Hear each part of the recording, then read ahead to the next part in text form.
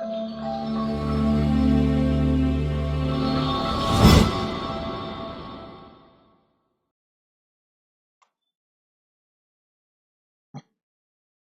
good morning everyone. Welcome to Exact IAS. Here I am Twinkle Kotwani with you all discussing today's newspaper. So it's 27th of August. Without getting late, let's get started. हमारी पहली news क्या कहती है? At least 38 killed in three militant strikes in Baluchistan province.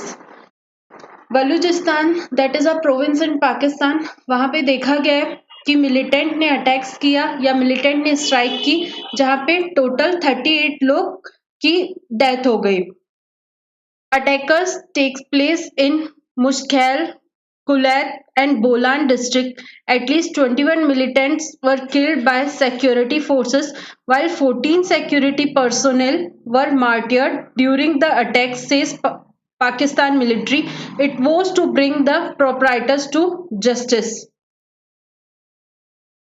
Basically ये पूरा article क्या कहता है, बलूचिस्तान में कंटिन्यू इशू चल रहा है. हम देख रहे हैं कि जब से बलूचिस्तान का फॉर्मेशन हुआ है वहां पे कुछ ना कुछ टर्मोइल चलता ही रहता है. सिमिलरली उसी चेन में फिर से अभी कुछ चेंजेस आए, कुछ इश्यूज क्रिएट हुए, लोगों ने प्रोटेस्ट किया, जिसकी वजह से वहां पे जो मिलिटेंट्स हैं उन्होंने स्ट्राइक किया और वहां पे कुछ लोगों की डेथ हुई. अगर पाकिस्तान के साइड से स्टेटमेंट देखी तो उनका मानना ये है कि जो पूरी प्रोसेस है ये किस चीज का, ये क्या काम करने के लिए की जा रही है, that is sanitisation operations are being conducted and the instigators, perpetrators, facilitators, and abettors of these heinous and cowardly acts targeting innocent civilians will be brought to justice. उनका मानना ये है कि जो भी ये एक्टिविटीज हो रही हैं, इस पूरी एक्टिविटी में जो भी लोग इन्वॉल्व हैं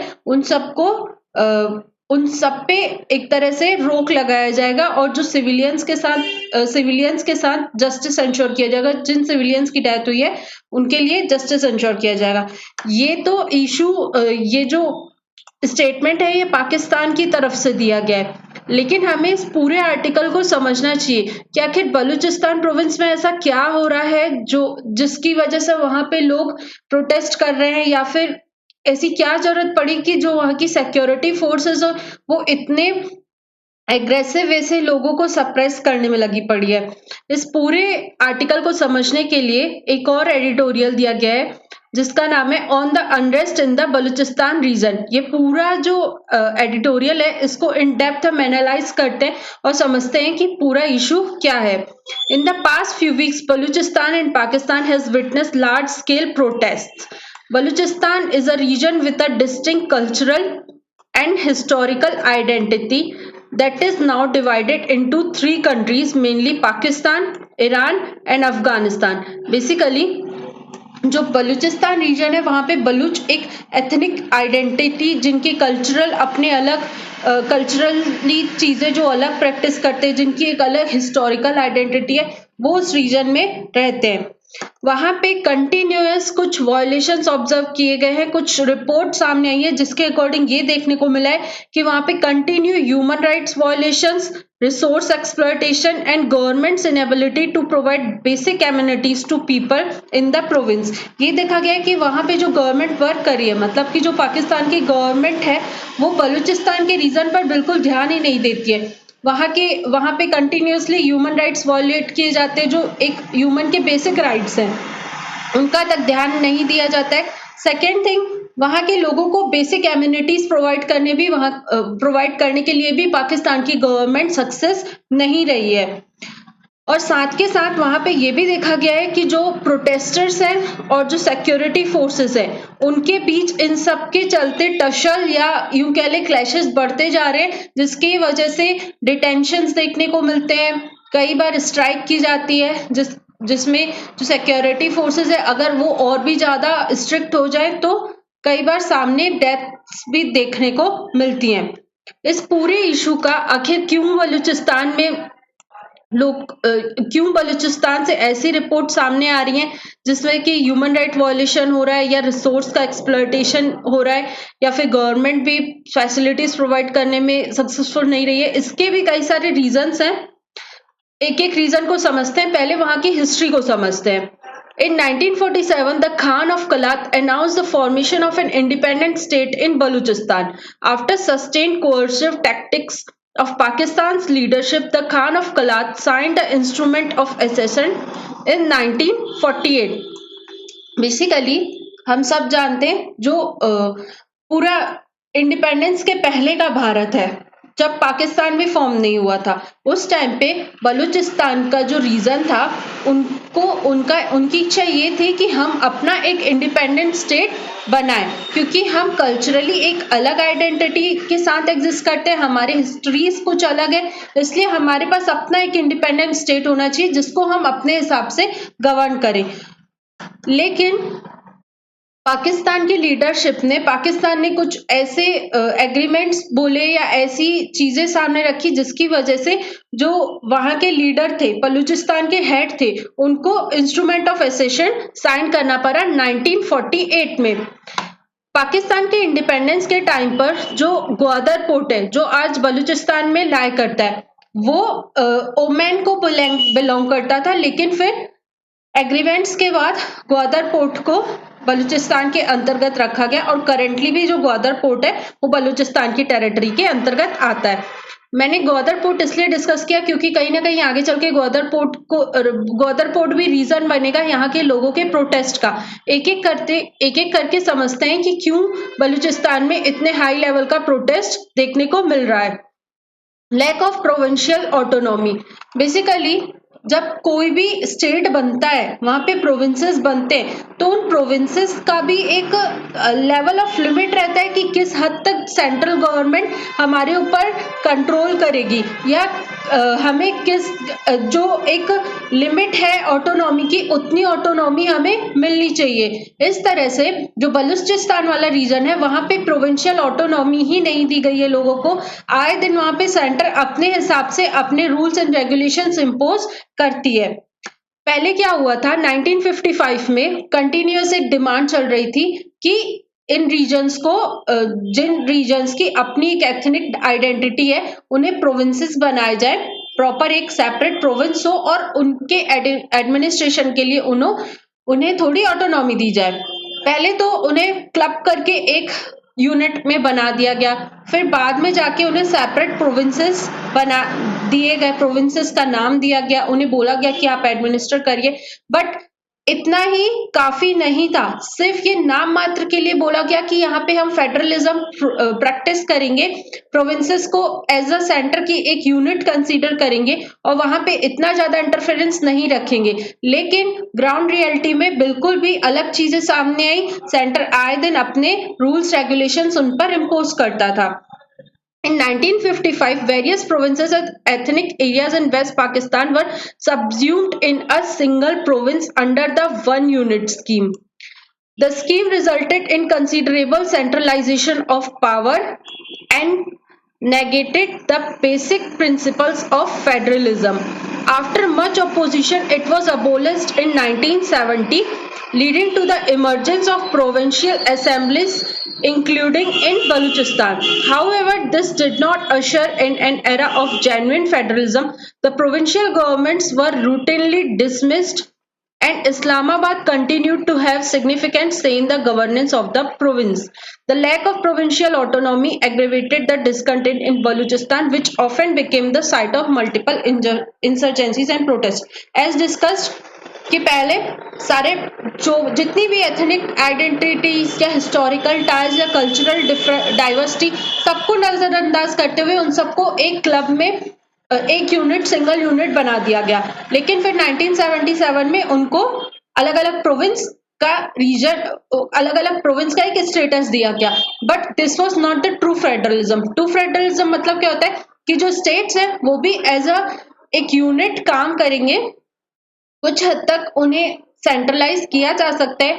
जैसे कि इंडिया एक ट्रू फेडरल है, वहां पे स्टेट्स के पास अपनी ऑटोनॉमी है, अपना एडमिनिस्ट्रेशन, अपना गवर्नेंस स्टेट्स कर सकते हैं। जो हमारी 7th शेड्यूल है उसमें प्रॉपर 3 सब्जेक्ट्स डिवाइडेड है कि कौन से मैटर्स सेंटर के अंतर्गत आएंगे, कौन से मैटर स्टेट के अंदर आएंगे और कौन से ऐसे कॉमन मैटर्स है जिसमें दोनों अपने लॉस बना सकते हैं, दैट इज कॉन्करेंट लिस्ट। लेकिन पाकिस्तान में ऐसा कुछ भी नहीं हुआ, सिर्फ नाम मात्र के उन्हें प्रोविंस बनाया गया।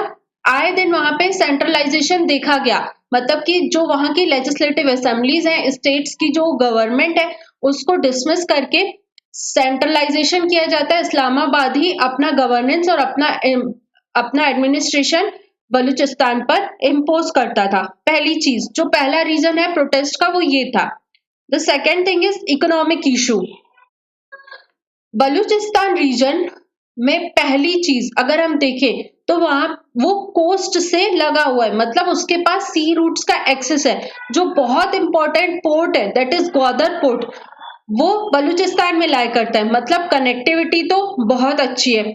सेकेंड थिंग, मिनरल रिजर्व्स की बात करें तो वहां पे मिनरल रिजर्व्स भी बहुत अच्छे देखने को मिले हैं। बलूचिस्तान की जो जीडीपी में कंट्रीब्यूशन है वो भी एक बहुत अच्छे लेवल का देखा गया। लेकिन इन सबके बेनिफिट्स होने के बावजूद जो वहां के लोकल पीपल्स हैं उनका अपलिफ्टमेंट नहीं हो पाता है, इवन उन्हें बेसिक फैसिलिटीज भी नहीं प्रोवाइड की जाती है। वो जो रिसोर्सेज है वो वहां के लोकल लोगों के अपलिफ्टमेंट के लिए, इकोनॉमिक अपग्रेडेशन के लिए यूज ही नहीं होते हैं। इसको डिटेल में पढ़ते हैं। The economic neglect of Balochistan also contributed to the disgruntlement in the region. Balochistan accounting for 44% of the country's landmass with significant mineral resources such as copper, gold, coal and natural gas continues to be one of the most backward region in Pakistan. The exploitation of these resources have not resulted in substantive economic benefit for a local population. According to 2018-19 UNDP, Balochistan accounted for 4.5% of the Pakistan's GDP, 14% of the national road network, 4% of national electricity consumption. Despite being mineral-rich region with a long coastline, poor economic indicators have fueled the disappointment in Balochistan against Islamabad's policies. The region's performance is less than satisfactory even with respect to child, youth and labor development indicators.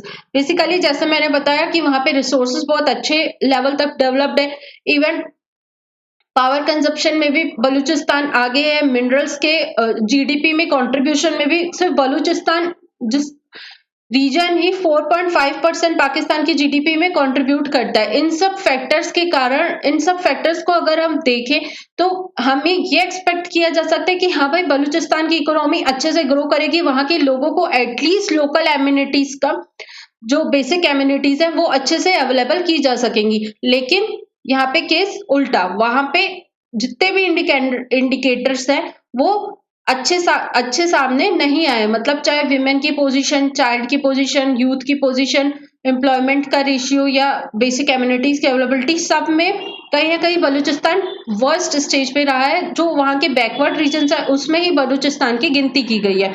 इसलिए लोगों के अंदर economic issues के कारण भी एक disappointment की feeling आई और उन्होंने प्रोटेस्ट किया। The third thing is security forces. There is considerable resentment in Balochistan with the government's counter-insurgency strategy. The security forces, as a part of their counter-insurgency operations, reportedly sought to enforce disappearances, which implies that the whereabouts of individuals. देखा गया है कि जब जब वहां पे protest हुए, लोगों ने अपने वॉइस रखने की कोशिश की है, गवर्नमेंट तक अपनी प्रॉब्लम्स को बताने की कोशिश की है, चाहे उसके लिए प्रोटेस्ट के थ्रू, स्ट्राइक के थ्रू या बड़े बड़े एजिटेशंस के थ्रू। इन सब के दौरान जब क्लैशेस हुए सिविलियंस और सिक्योरिटी फोर्सेस के बीच में, तो उन क्लैशेस के दौरान कई सारे इंडिविजुअल्स को गायब भी कर दिया गया। तो उसके बाद उन सब इंडिविजुअल्स के गायब होने की कोई रिपोर्ट भी सामने नहीं आई, वो इंडिविजुअल्स कहाँ गए ऐसे भी कोई रिपोर्ट सामने नहीं आई। सो जो वहां की सिक्योरिटी फोर्स है आए दिन वो अपने पावर का गलत यूज करती है, मिस यूज करती है, और इस वजह से भी बलूचिस्तान के लोग बहुत ही ज्यादा परेशान होकर प्रोटेस्ट की तरफ आगे बढ़े। Then China's role in the reason.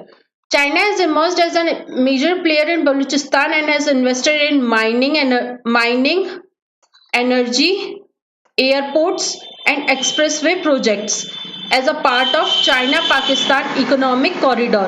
We all know China की जो पॉलिसी रही है वो एक्सपेंशनिस्ट पॉलिसी रही है और चाइना हर जगह अपना प्रेजेंस कहीं ना कहीं रखना चाहता है। तो इसी के तरह चाइना ने पाकिस्तान के साथ एग्रीमेंट साइन किया that is known at CPEC, China Pakistan economic corridor. इस कॉरिडोर के तहत चाइना ने बलूचिस्तान वाले रीजन में mining, energy, airports, expressway projects, इन सब प्रोजेक्ट्स में अपना इन्वेस्टमेंट बहुत ही ज्यादा बढ़ा दिया है। जो बलूचिस्तान का ग्वादर पोर्ट है उसे 40 साल के लिए एक चाइनीज फर्म को दे दिया गया है। वहां के लोगों ने प्रोटेस्ट किया, उनका मानना ये था कि चाइना का प्रेजेंस यहाँ बढ़ जाएगा, जो कोस्ट लाइन है उस पे कहीं ना कहीं मिलिट्री सर्विलियंस बढ़ जाएगा, लोकल्स को प्रॉब्लम हो सकती है।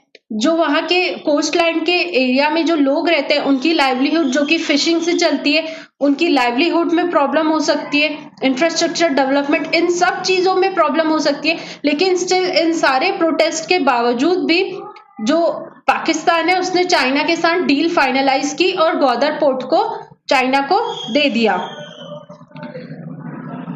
Constructing while Pakistan officials often insist that Gwadar will remain a commercial port, the apprehensions regarding impossible militarization of the port, a Chinese naval presence will enhance its ability to project power into the Persian Gulf and to protect its energy supplies via the Strait of Hormuz. The possible militarization of the port, fencing and other infrastructure development has raised concerns among the locals that they would lose access to large parts of the coastline, which would negatively impact their livelihood. Additionally, the presence of Chinese travelers close to Gwadar prompted protests from the local fishing community that demanded to end to illegal fishing and freedom to operate in the sea without restrictions. We have discussed this. China का role इतना ज्यादा बढ़ता चला गया है, वहां के locals को बोला गया कि इस सब से कहीं ना कहीं जो ग्वादर पोर्ट है वो एक कॉमर्शियल पोर्ट ही रहेगा, बट अगर इन रियलिटी चेक किया जाए तो उस पोर्ट में मिलिटराइजेशन बढ़ चुका है, चाइना के नेवल बेसिस बढ़ चुके हैं, चाइना की नेवी कंटिन्यू वहां प्रेजेंट रहती है, जो वहां पे फिशिंग कम्युनिटी है वो भी इम्पैक्ट हो रही है। इन सब की वजह से भी बलूचिस्तान के लोगों ने प्रोटेस्ट किया। और अगर हम एट द एंड सॉल्यूशन की बात करें तो सॉल्यूशन ये है, the Pakistan government is responding to these events by scaling up security tactics. Perhaps the Pakistan establishment should listen to voices calling for a prudent approach to address the challenges in Balochistan. जिस तरह से पाकिस्तान इस पूरे प्रोटेस्ट को, इस agitation को suppress कर रही है अपने सिक्योरिटी फोर्सेस को बढ़ा के, तो ये बहुत गलत तरीका है। हमने पूरे ग्लोब में अभी रिसेंटली भी हमने कई सारे प्रोटेस्ट अपने नेबरहुड कंट्रीज, चाहे वो श्रीलंका हो, चाहे वो बांग्लादेश हो, इन सब अपनी नेबरिंग कंट्रीज में हमने देखा है कि अगर गवर्नमेंट ने पीपल की वॉइस को इग्नोर किया, लोगों की आवाज को इग्नोर किया, उनकी प्रॉब्लम्स को नहीं सुना है और उस पर काम नहीं किया है, तो वहां की गवर्नमेंट को लोगों ने किस तरह से हटाया है। हमारे सामने लाइव एग्जांपल है बांग्लादेश का। तो पाकिस्तान को इस चीज से सीखना चाहिए और अपनी सिक्योरिटी टैक्टिक्स को बढ़ाने की जगह वहां के लोगों की वॉइस को सुनना चाहिए। सो this was all about this article. हमने देखा कि पहले जो पाकिस्तान की साइड से स्टेटमेंट आया था वो कितना अपोजिट है। पूरी सिचुएशन को एनालाइज करें तो पाकिस्तान की जो पाकिस्तान से ऑफिशियल स्टेटमेंट आया, उनका कहना ये है कि इंसर्जेंट ग्रुप्स हैं, एजिटेटर्स हैं या सिविलियंस को हार्म पहुंचा रहे हैं, इसलिए हमारी जो मिलिट्री है इन्होंने स्ट्राइक्स की और जिसके रिजल्ट में लोगों की डेथ हो गई। लेकिन हमने जब पूरी सिनेरियो को समझा तो इशू कितना बड़ा है और this should be resolved. So this was about this article. चलते हैं आगे अगले न्यूज की तरफ। The second news is Bengal has not set up new courts for rape cases centre. asserting that implementation of various initiatives of the center to tackle crimes against women falls within the ambit of the state. The West Bengal government, for failing to establish courts to hear cases of rape and those charged under the Protection of Children from Sexual Offences under a centrally sponsored scheme. Basically इस पूरे article में ये बताया गया है कि सिर्फ rules बनाना, regulations बनाना या इनिशिएटिव्स लाना रिजल्ट किसी भी प्रॉब्लम का सॉल्यूशन नहीं है। हम कंटिन्यूअसली बात करें कि हमें चेंजेस लाना है ताकि विमेन्स के अगेंस्ट क्राइम रेट कम हो सके, जो हीनियस क्राइम हमारे सामने आ रहे हैं उनके नंबर में कम हो, मतलब ऐसे केसेस सामने आए ही ना, ऐसे केसेस इंडिया में हो ही ना। बट उसके लिए जरूरी क्या है कि जो सेंट्रल इनिशिएटिव्स ला रही है, जो स्कीम्स ला रही है, उन स्कीम्स पर स्टेट काम करें और अगर उसे इम्प्लीमेंट करने के लिए स्टेट की जरूरत है तो स्टेट्स उनके इम्प्लीमेंटेशन के लिए पूरा कॉपरेट करे, उनको प्रॉपर उनके इफेक्टिव इम्प्लीमेंटेशन पर ध्यान दे। You would appreciate that the existing legislative framework is stringent enough to tackle the violence and crimes against women. However, you would agree that effective implementation of these provisions of law as well as various initiatives of the central government for women's safety falls in the ambit of the state government. So, इसमें यही बताया गया है कि अभी की अगर जो बात करें कि क्या हमारे पास ऐसे लॉज, ऐसे रेगुलेशंस अवेलेबल हैं जिससे कि विमेन्स के अगेंस्ट क्राइम कम हो सके, क्या ऐसी स्ट्रिंजेंट पनिशमेंट्स हैं? तो द आंसर इज यस, ऐसा सब कुछ है हमारे पास, लेकिन बात यही है कि स्टेट गवर्नमेंट्स उसका इफेक्टिव इम्प्लीमेंटेशन करें। इस पूरे आर्टिकल में जो सबसे ज्यादा चीज पर फोकस किया गया है वो है FTSC, that is fast track special courts. West Bengal's government alleged failure to implement crucial safety measures for women and girls, including setting up of fast-track special courts allocated to it under a centrally sponsored scheme. 2019 में centre की एक scheme आई थी जिसके अंतर्गत हमें fast track courts establish करने के लिए बोला गया था सारी स्टेट गवर्नमेंट्स को, लेकिन कहीं ना कहीं वेस्ट बंगाल की गवर्नमेंट फास्ट ट्रैक कोर्ट्स के इफेक्टिव इम्प्लीमेंटेशन में भी फेल रही है। सो हमारे लिए यूपीएससी हैक के अकॉर्डिंग सबसे ज्यादा इंपॉर्टेंट क्या हो जाता है कि FTSC क्या होते हैं, फास्ट ट्रैक स्पेशल कोर्ट्स क्या होते हैं, डिस्कस करते हैं। What are fast track special courts?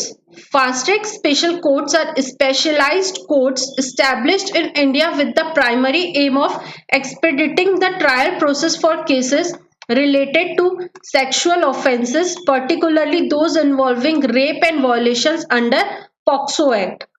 Protection of children from sexual offences act है, उसके अंतर्गत उसके एम्बिट में कोई भी अगर केस आ रहा है तो उस सब के तुरंत एक्शंस हो, उसकी इन्वेस्टिगेट हो, उसे सजा दी जाए पर्सन को, इन सब के लिए हमने फास्ट ट्रैक स्पेशल कोर्ट्स बनाए। The establishment of FTSCs were prompted by the government's recognition of the alarming frequency of sexual offences and the prolonged duration of trials in regular courts, which resulted in delayed justice for victims. हम सब जानते हैं कि जो sexual offences है उसमें कितना delay हो रहा है और उनकी फ्रीक्वेंसी कितनी ज्यादा बढ़ गई है। अभी अभी हमारे सामने महाराष्ट्र से, यूपी से और सबसे बड़ा हीनियस क्राइम वेस्ट बंगाल से सामने आया।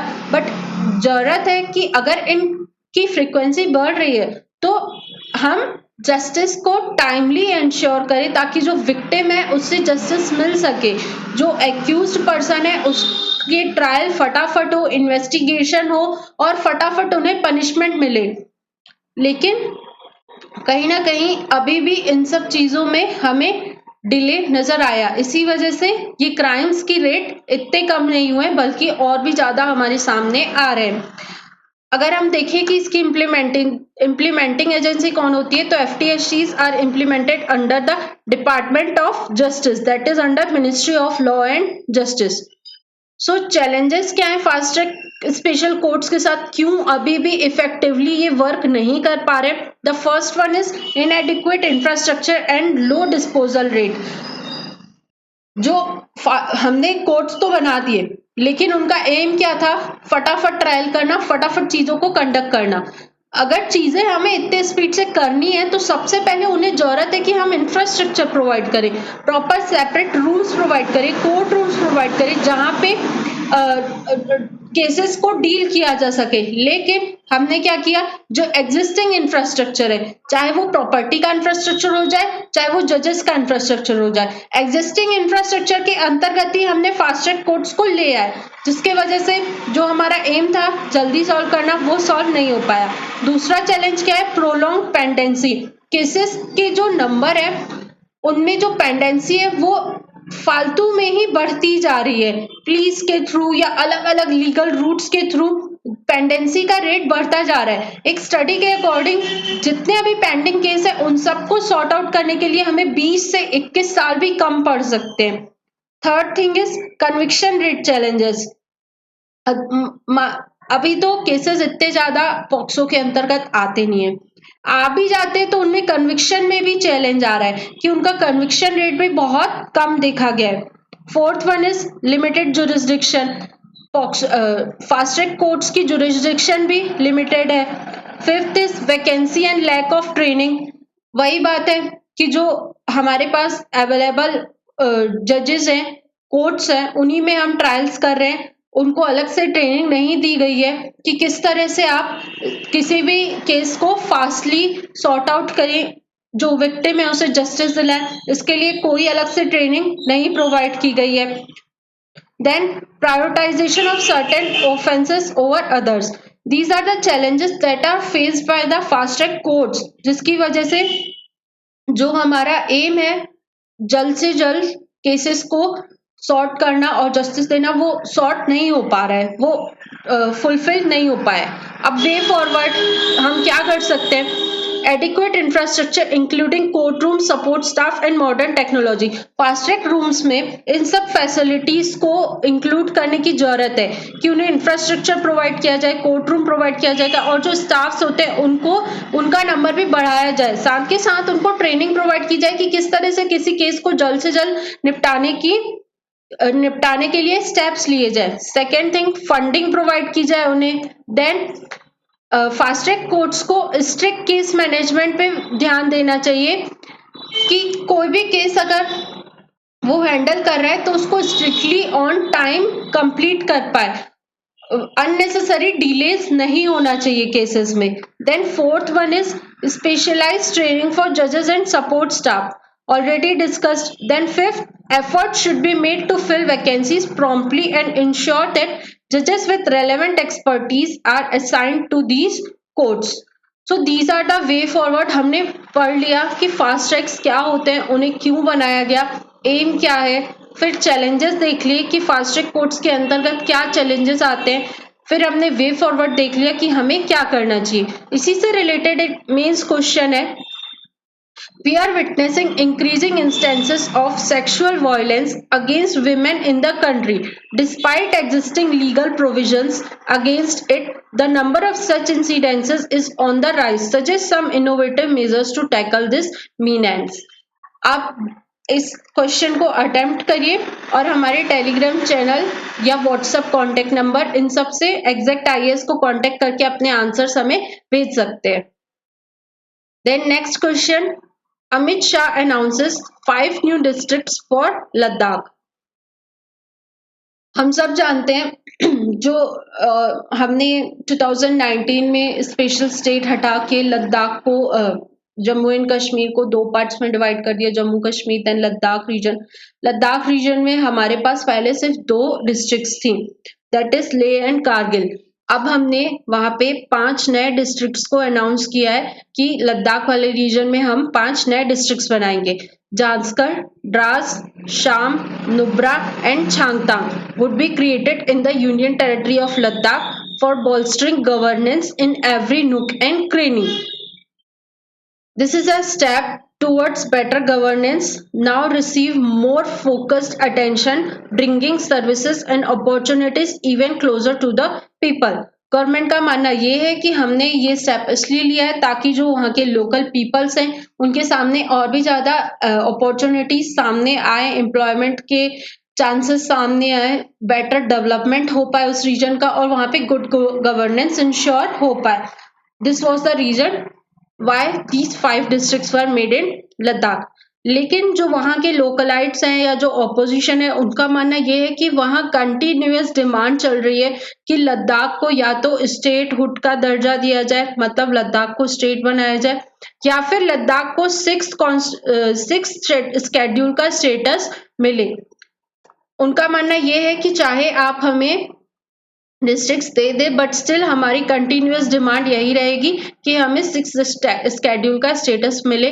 साथ के साथ वहाँ की डिमांड ये भी है, जिस तरह से हमने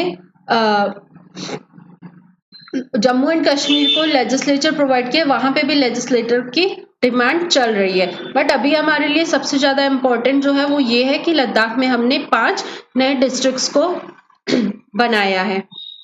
then next, fresh allegations roil Kerala film industry in aftermath of Hema committee report.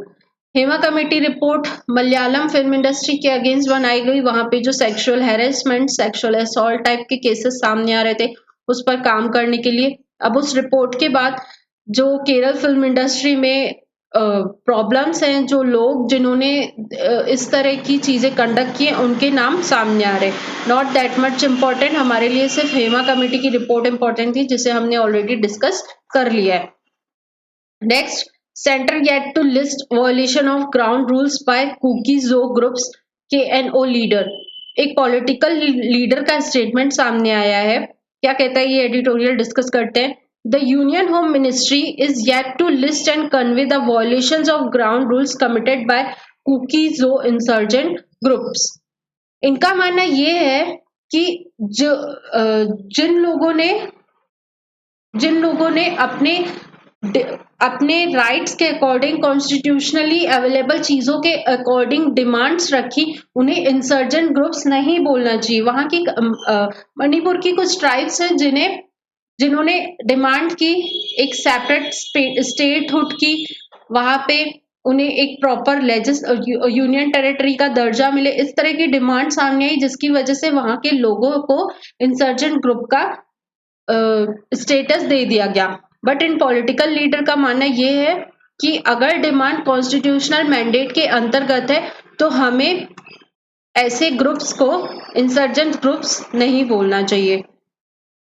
He said the Koki-Zo Hamar groups were not secessionists. Their demands for a political solution of a separate administration in Manipur was within the framework of the constitution and they should not be labeled anti-India, he said. उनका मानना ये है कि जो ये groups हैं कुकीज़ो and हमार, इनकी डिमांड कॉन्स्टिट्यूशन एम्बेड के अंतर्गत है, उन्हें एंटी इंडिया नहीं बोलना चाहिए। The separate administration is now being defined as union territory with legislature. ये पूरा जो न्यूज है ये पूरा हमारे लिए यूपीएससी हैक के अकॉर्डिंग इतना इम्पोर्टेंट नहीं है। हमारे लिए सिर्फ इतना इम्पोर्टेंट है कि कुकीज़ो और हमार ग्रुप किस स्टेट से बिलोंग करते हैं, so that is Manipur. Not that much important for us. Our next news is a proper prop alone can ensure timely justice. ये पूरा एडिटोरियल क्या डिस्कस करता है देखते हैं। इशू क्या है? Crimes against women should be investigated without any delay and that is was important to instil fear among culprits of committing such crimes. There should be a wide discussion about the criminals who get punished so that even those who commit such sins fear the consequence, including hanging to death. I feel जो जिन्होंने ये article लिखा है, जो editorial लिखा है, उनका मानना ये है कि जो सेक्सुअल रिलेटेड केसेस है, सेक्सुअल हैरेसमेंट हो गया, रेप केसेस हो गया, दिल्ली रेप केस के बाद अब कोलकाता रेप केस, या इस दौरान कई सारे ऐसे हीनियस केसेस सामने आए हैं। लेकिन हमें जरूरत क्या है कि अगर ये केसेस बढ़ते जा रहे हैं तो हम इनमें जस्टिस प्रोवाइड करने में, विक्टिम्स के साथ जस्टिस हो पाए, एक्यूज को टाइमली सजा मिल पाए, इस तरह से काम करें कि जो इस टाइप के क्राइम कंडक्ट कर रहा है उसे उसके मन में डर बैठ जाए कि अगर मैंने ऐसा कोई पाप, ऐसा कोई क्राइम किया तो मेरे ऊपर इस चीज का रिजल्ट क्या निकलेगा, इस चीज का कॉन्सिक्वेंस क्या हो सकता है। इस जो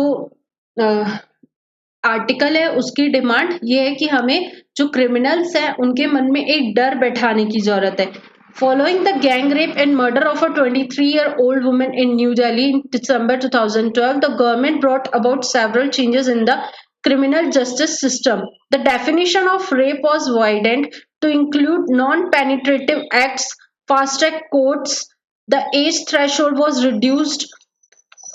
जब दिल्ली में रेप केस हुआ था, जो निर्भया वाला रेप केस हुआ था, उसके बाद हमने अपने जस्टिस सिस्टम में कई सारे चेंजेस लाए, फास्ट ट्रैक कोर्ट्स बनाए, इवन डेथ टिल नेक, मतलब कि लाइफ टाइम इम्प्रिजनमेंट या फिर हैंग टिल डेथ जैसी जो पनिशमेंट्स है उन सबको देने की भी बात की। बट स्टिल अभी भी कई सारे ड्रॉबैक्स इस पूरी चीज में सामने आ रहे हैं कि जो जस्टिस डिलीवरी है वो प्रॉपर नहीं हो पा रही है। उसके पीछे कई सारे रीजंस है जो कि डिस्कस करते हैं। The fact that the annual number of rapes is largely above 30,000 is not just a cause for concern but also a reflection on the four components of the criminal justice system: the police, the prosecution, the courts and the prisons.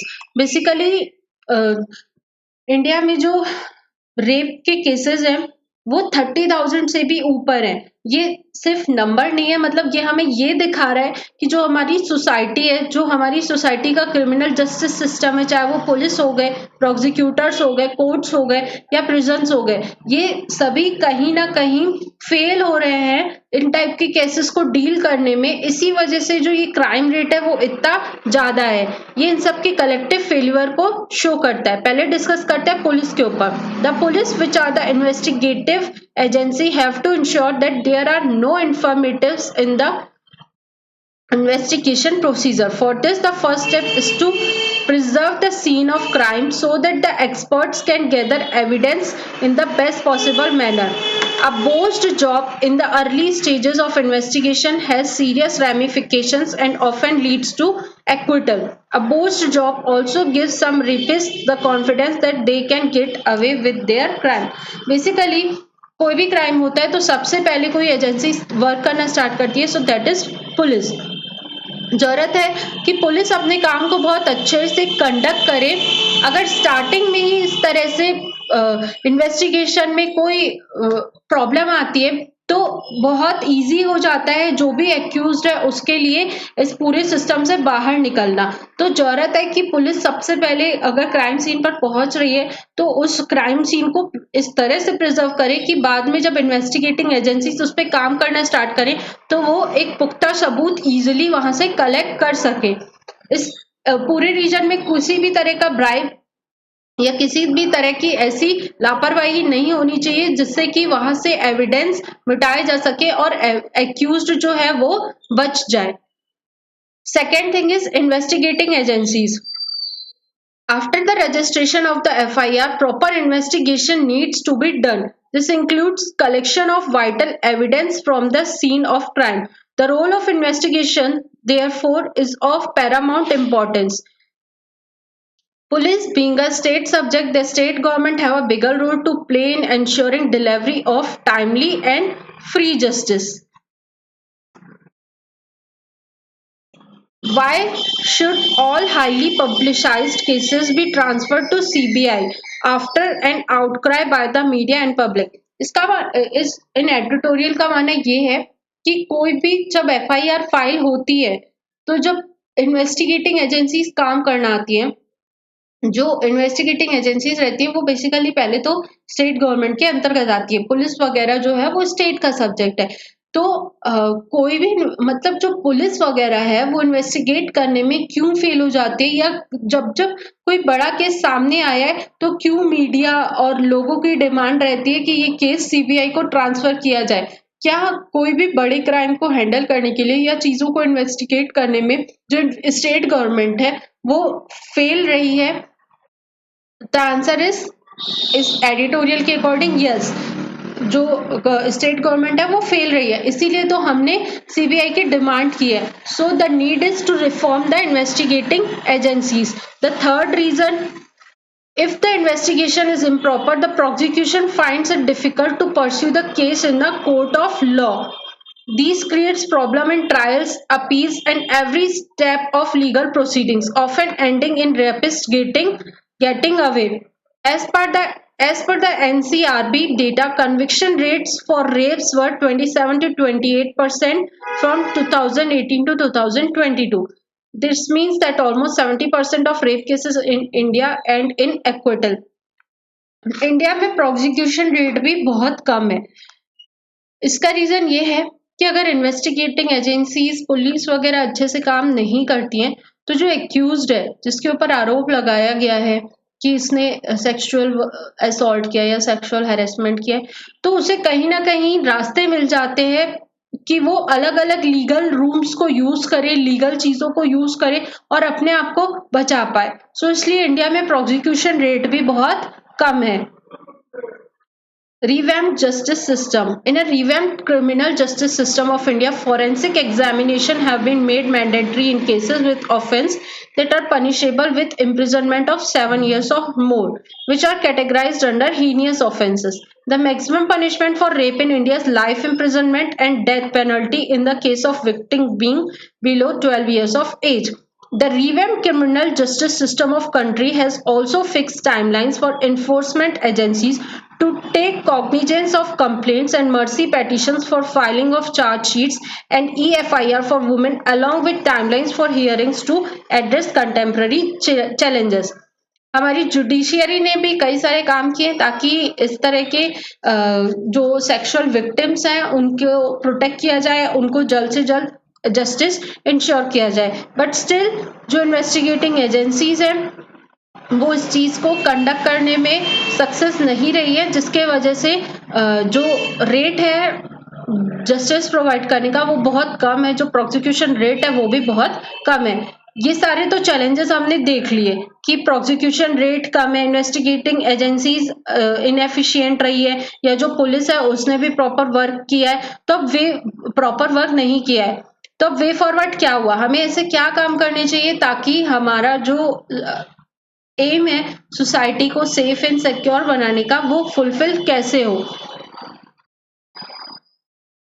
These legal reforms will yield the desired result only when the investigating agencies does its job thoroughly. Often failure in preliminary investigation and incomplete or delayed collection of forensic evidences leads to botched up investigation that ultimately make it difficult for the victim to get justice.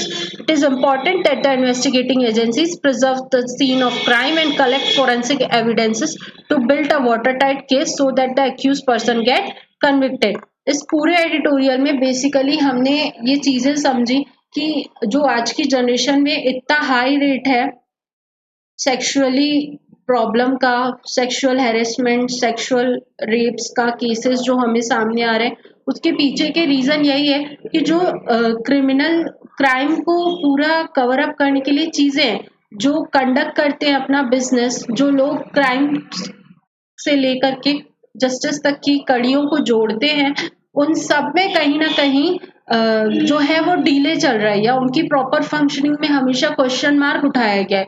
सो जरूरत है कि हम सिर्फ laws या regulations ना बनाए बल्कि ऐसे इंस्टीट्यूशंस को उनकी एक्टिविटी, उनकी जो ड्यूटी है उसको परफॉर्म करने के लिए प्रमोट करें कि वो अपने जो ड्यूटीज है उन्हें अच्छे से परफॉर्म करे. पुलिस हो गया, इन्वेस्टिगेटिंग ऑफिसर्स हो गया, जुडिशियरी हो गई या फॉरेंसिक कलेक्टर्स हो गए, इन सब चीजों को प्रॉपरली कंडक्ट किया जाए ताकि justice timely and Fairlie deliver हो पाए. This was all about this editorial. आगे चलते हैं. Report reveals minimal use of plea bargaining in India. Nearly 2 decades after plea bargaining was introduced as one of the means to reduce the overwhelming pendency of cases in the courts, its application in India remains minimal. A recent report by the Ministry of Law and Justice has revealed. करीब 2 decades मतलब 20 years हो गए कि हमने India में plea bargaining का mechanism सामने रखा, लेकिन अभी भी प्ली बार्गेनिंग में जो केसेस हैं वो बहुत कम आते हैं। It's approx 0.11%। सिर्फ इतने कम केसेस हमारे सामने प्ली बार्गेनिंग के आते हैं। जरूरत है कि हम इस पर भी इम्प्रूवमेंट करें। अब बात आती है कि प्ली बार्गेन होता क्या है। Plea bargain is a practice whereby the accused forgoes his right to plead not guilty and demand a full trial and instead use a right to bargain for a benefit। जो accused है अगर उसे लगता है कि वो guilty नहीं है तो वो प्ली कर सकता है, कोर्ट्स में एक अपील कर सकता है, फाइल कर सकता है अपनी प्ली कि वो गिल्टी नहीं है। उसके लिए पूरा एक फुल ट्रायल कंडक्ट होना चाहिए ताकि वो अपने आप को साबित कर सके कि वो गिल्टी नहीं है। जो प्ली बार्गेनिंग का प्रोसीजर है, मैकेनिज्म है, वो सिर्फ एप्लीकेबल है only to the offences punishable by up to 7 years of imprisonment with further restrictions excluding cases involving crimes against women, children और socio-economic offenses। Even plea bargaining में हमने restriction भी लगा रखा है कि हमें इससे इस तरह से मतलब कम ही ब्रैकेट दिया है लोगों को प्ली को फाइल करने के लिए। स्टिल प्ली बार्गेनिंग में बहुत कम केसेस सामने आए, दैट इज 0.11%। सो आपको याद रखने की जरूरत है। You can use this data in your mains answer writing. Our next article, Education Ministry defines literacy, full literacy in push for adult literacy. In a letter to all states, the Education Ministry has defined literacy and what it means to achieve full literacy in light of a renewed push for adult literacy under the New India Literacy Program, a 5-year program 2022 to 27 that aims to onboard 1 crore learners aged above 15 every year across all states and union territories। Basically new India literacy programme के अंतर्गत government scheme चला रही है, initiative चला रही है, जिसके अंतर्गत जो पीपल्स 15 ईयर से अबव के हैं उन्हें लिटरेट करने की बात की जा रही है। इस स्कीम के अंडर अगर देखें तो लिटरेट मतलब कि ये नहीं होता कि जो अपना नाम लिख सके, पढ़ सके, उसे हम लिटरेट कह देंगे। इसके अंतर्गत लिटरेट्स मतलब वो होते हैं जिनके अंदर एबिलिटी हो रीड करने की, राइट करने की और कंप्यूट करने की, कॉम्प्रिहेंशंस को वो कंप्यूट कर पाए, कैलकुलेट कर पाए, लिख पाए और रीड कर पाए, पढ़ पाए। अगर कोई पर्सन इस तरह के क्राइटेरिया को फुलफिल करता है तो उसके लिए एक टेस्ट कंडक्ट करवाया जाएगा जिसे बोला गया था foundational literacy and numeracy assessment test. फिर उसके बाद ऐसे पर्सन जिनको ये लगता है कि वो ये एबिलिटी रखते हैं अपने अंदर, तो वो ये टेस्ट अटेम्प्ट करे और इस टेस्ट को जो भी पर्सन अटेम्प्ट करता है और वो पास हो जाता है तो उसे सर्टिफाई कर दिया जाता है लिटरेट होने का। This article was this about all this. ये जो स्कीम है वो 2022 से 27 तक चल रही है, जिसका नाम है न्यू इंडिया लिटरेसी प्रोग्राम, जिसके अंतर्गत हम अपने इंडिया के लिटरेसी रेट को बढ़ाने की बात कर रहे हैं। इंडिया में लिटरेसी रेट काफी कम देखने को मिला है। हम अवेयरनेस फैलाना चाहते हैं ताकि लोग लिटरेट हों और अपने डिसीजंस, अपनी जो फाइनेंशियल चीजें हैं उन सबको खुद हैंडल करने में एबल हो। This was about this article. हमें इस आर्टिकल से यूपीएससी हैक के अकॉर्डिंग इस स्कीम का नाम याद रखना है और थोड़ा सा लिटरेसी की डेफिनेशन याद रखना है कि इसके अंतर्गत हम लिटरेट किन लोगों को कहेंगे। Next article, new mining levies can raise consumer power bills ICRA। It's not that much important. हम जानते हैं कि माइनिंग में कुछ न्यू रूल्स लाए गए जिसके अंतर्गत स्टेट गवर्नमेंट भी उस पर टैक्स इम्पोज कर सकती है, जिसकी वजह से जो कंज्यूमर के पावर बिल्स हैं उनमें बढ़ोतरी देखने को मिल सकती है। Not that much important. Then India should extradite Hasina BNP leader. Bangladesh के जो ऑपोजिशन पार्टी है BNP, उनके लीडर का मानना ये है कि इंडिया में जो शेख हसीना को अपना असाइलम दे रखा है उन्हें अब एक्स्ट्राडिट कर देना चाहिए। क्योंकि अभी तक वहाँ पे इंटरिम गवर्नमेंट तो बन गई, नॉर्मल लाइफ की तरफ वो लोग बढ़ रहे हैं, लेकिन जो क्राइम है हसीना जी के खिलाफ, शेख हसीना के खिलाफ, कि वहाँ पे कई सारी एट्रोसिटीज हुई, कई सारे लोगों की डेथ हुई, उन सबके खिलाफ एफआईआर दर्ज की जा रही है और उन सबको प्रॉपर एक वे में कंडक्ट करने के लिए बीएनपी लीडर का एक स्टेटमेंट आया कि इंडिया को हसीना जी को एक्स्ट्राडिट कर देना चाहिए। इनका मानना ये है कि जो बांग्लादेश है वो इंडिया के साथ कोई दुश्मनी नहीं रखना चाहता है।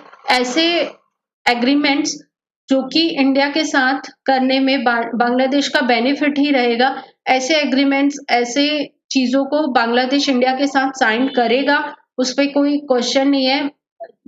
कई सारे सेक्टर्स है जिसमें इंडिया और बांग्लादेश एक्सचेंज करते हैं, पावर हो गया, एनर्जी हो गया, वाटर लिंकिंग प्रोजेक्ट्स हो गए, कनेक्टिविटी हो गई, इन सब में इंडिया और बांग्लादेश एक दूसरे का सपोर्ट करते हैं। सो उनका मानना ये है कि इंडिया और बांग्लादेश कंटिन्यू एक दूसरे को सपोर्ट करेंगे, बशर्ते कि वो जो एग्रीमेंट्स है वो बांग्लादेश के फेवर में भी हो। Next, Pragyan rover reveals science of magma ocean on ancient moon. This article discusses about the achievements of our Chandrayaan 3 mission. Discuss करते हैं।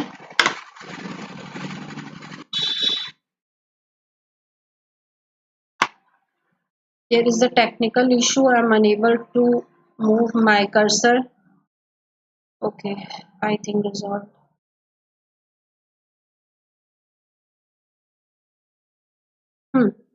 ये पूरा आर्टिकल क्या कहता है?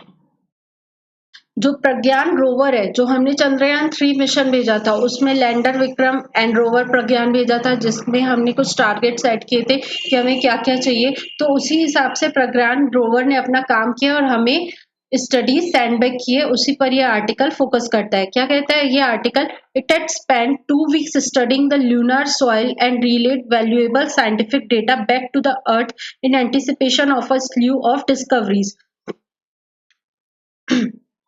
From recording to the presence of sulfur to confirming the presence of certain small rocks fragments around crater rims near Shiv Shakti Point, the place where the Chandrayaan 3 lander descended. पहली study जो इस rover प्रज्ञान ने बताई है वो ये है कि लूनार में सल्फर की प्रेजेंस देखी गई है। Then next, the research team has reported finding the presence of a rock type called ferrion anorthosite in the lunar soil. दूसरी चीज तो जो प्रज्ञान रोवर ने बताई वो ये है कि मून की जो सॉइल है, लूनार की जो सॉइल है, वहां पे फेरियन एंथ्रोसाइट नाम का एलिमेंट वहां की सॉइल में पाया गया है।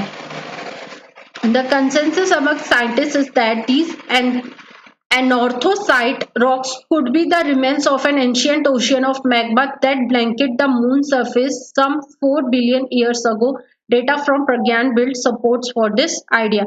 The moon's origins. अगर moons की origins की बात की जाए तो अभी भी साइंटिस्ट का मानना ये है कि कहीं ना कहीं जो सेलेस्टियल बॉडीज के बीच में टकराव हुआ था, अर्थ से ही मून का फॉर्मेशन हुआ है। अभी भी ये सिर्फ एजम्पशंस है, इनको जस्टिफाई करने के लिए हमारे पास पूरे तरह से एविडेंसेस नहीं मिले हैं। The moon was born from the remains of the heading collision between the early earth and the some rake planetary body aeons ago. Aeons एक टाइम पीरियड है, कई साल, कई वर्ष, मिलियन बिलियन ईयर्स पहले अर्थ लाइक प्लैनेटरी बॉडी और एक planetary body के बीच में कोलिजन हुआ, उसी के कारण मून का फॉर्मेशन हुआ है। Meteorites raining down the moon beat these rocks down to find dust over many centuries.